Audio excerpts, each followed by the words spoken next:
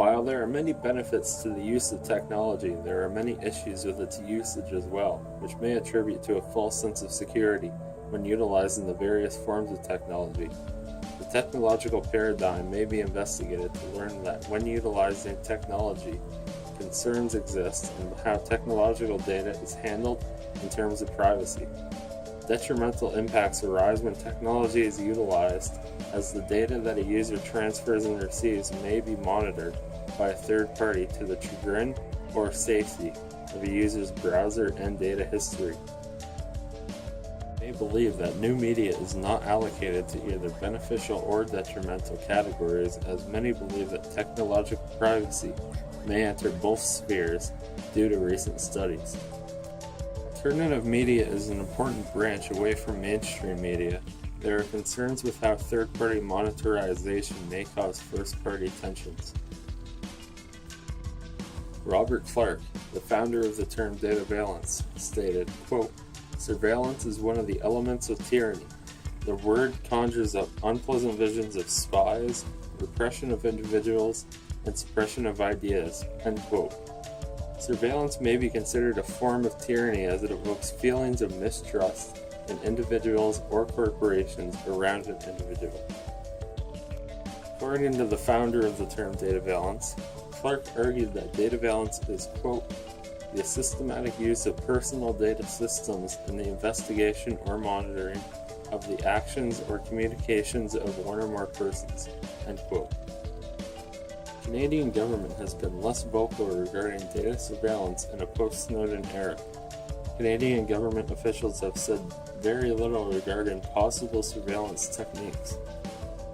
The Canadian Security Establishment, or CSE, monitors data in accordance with global information infrastructure to provide services for data protection important to the Government of Canada and to aid federal law enforcement.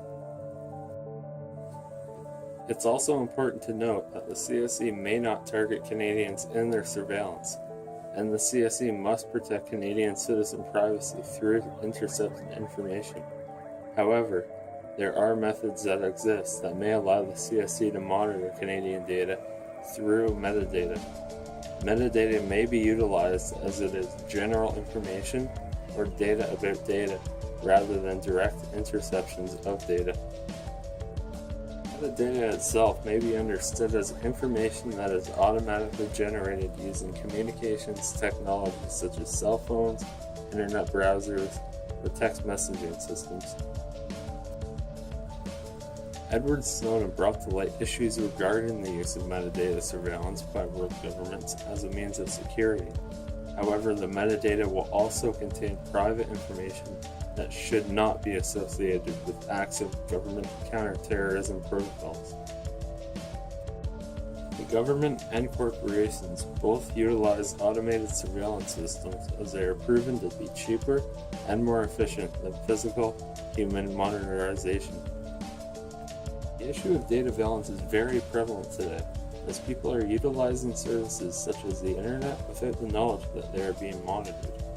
Dataveillance is not a wholly erroneous technological method, as it may assist in monitoring individuals and groups that may cause acts of harm toward other individuals or groups of people. In addition, dataveillance has transcended the original fear of physical surveillance to another degree as systems become more sophisticated. As Rosenzweig states, quote, "You leave an electronic trail almost everywhere you go," end quote. While dataveillance strategies may assist the government with possible terrorist acts, there is an ever-growing sense of peril as the government may intrude on private and civil liberties. Social data justice is a meaningful connection to be made here, as it is important that people feel a sense of security and safety when utilizing technology for personal use only. The growth of the dataveillance method is going to grow exponentially through increases in computing power and decreases in data storage costs.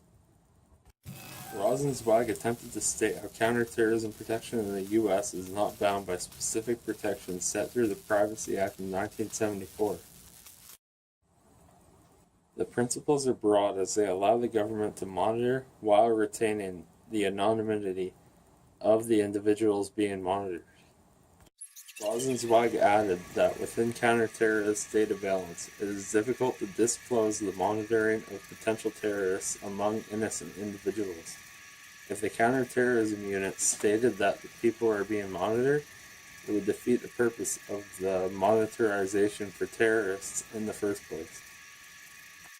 Furthermore, as leaks regarding data surveillance methods continue, Canadians are more likely to demand a more stable form of transparency, accountability for government sources. As Geist remarks, watching the watchers is not enough. Very much applicable to an organization such as Anonymous, as individuals being monitored believe that it is a political offense and that the people should be aware of the issue to make a stand for what they believe is right. In the realm of dataveillance, it's important to note that the government has access to your personal information and they can use it to their own discretion. So it's always important to know that while you're using the internet, you're not alone.